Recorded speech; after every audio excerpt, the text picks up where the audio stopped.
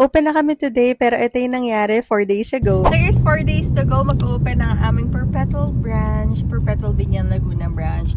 And ang aga namin nagising ni Jers, bagong gising pa kami. Na late pa. Ano supposedly oras ng oras na visit? 8:30 dapat eh. Nagising kami 8:30. Sobrang pagod na pagod kahapon. But yes, so today ay ang start ng ating construction. So mag-construct na dun sa may Perpetual. Wala na naman kasi masyado ng aayusin dun. Nakita niyo naman dun sa video. Ang gagawin na lang natin is magkahati tayo ng mga tarpaulin para idikit ni Kuya dun sa wall. And then maglalagay lang ng ano ba? Yan, ng mga gamit. Pero for now, daan muna tayo sa ating halang branch. Maglalagay lang tayo ng stock dyan. Then, saka tayo pupunta sa may Perpetual. Samahan niyo kami.